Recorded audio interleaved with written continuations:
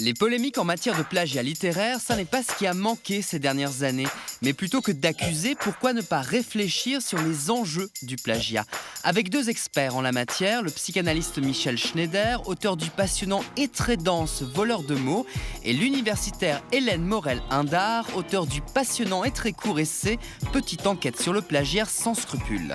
Mais tout d'abord, différencions l'auteur, le vrai, du copieur. La différence entre l'écrivain et le plagiaire, c'est que l'écrivain est celui qui ne peut pas lire sans se mettre à écrire. Et vous lisez un livre, vous avez en marge, vous devenez écrivain parce que vous êtes lecteur.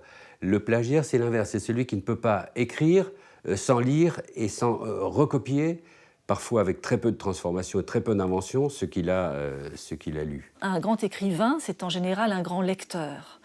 Et Marcel Proust était subjugué, en fait, était fasciné par le style des Goncourt, par le style de Flaubert.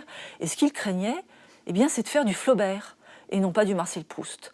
Donc lui, il s'est purgé, comme il disait, du vice de l'idolâtrie et de l'imitation en pratiquant le pastiche, c'est-à-dire un plagiat déclaré. Là, les choses sont claires. C'est quand même quelqu'un qui a beaucoup utilisé les grands anciens. Et si j'emploie cette expression de plagiaire, c'est que je l'ai découvert dans un livre de Roland de Chaudenay qui s'appelle « Le dictionnaire des plagiaires » chez Perrin. Et je découvre que La Fontaine, ma foi, il a fait comme tout le monde, il a beaucoup piqué.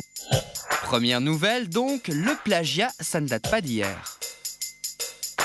Dans Le Lac de Lamartine, c'est un de ses poèmes les plus célèbres, il emprunte à un poète du XVIIIe siècle un seul être vous manque et tout est dépeuplé.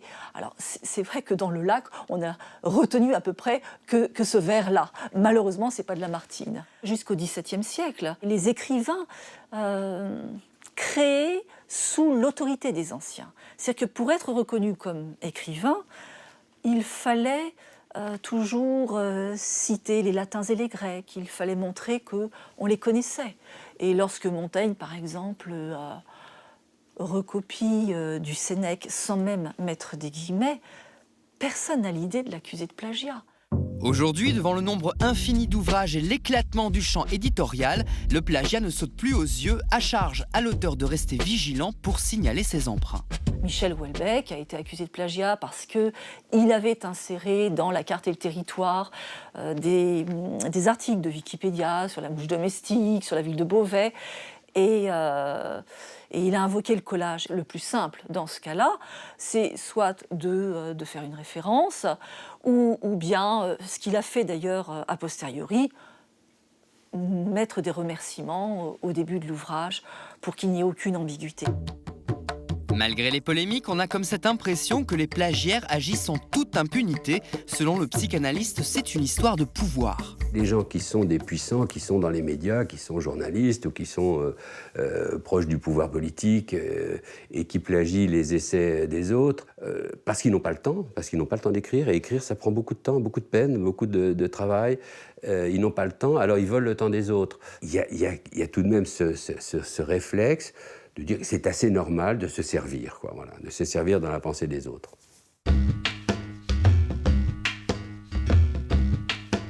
S'intéresser au plagiat, c'est s'intéresser de facto à la création littéraire, et c'est aussi ça l'intérêt de ce genre d'ouvrage, reconnaître la bonne littérature. La littérature, elle nous aide dans la vie. Quand on a lu un grand livre, un livre puissant, un livre d'auteur, pas un livre de plagiaire, un livre qui a quelque chose à dire, à nous transmettre, c'est comme un film, on en sort plus fort, quelquefois même guéri d'un mal-être. Et ça, c'est une littérature authentique. Une littérature de seconde main ne peut pas nous apporter cela.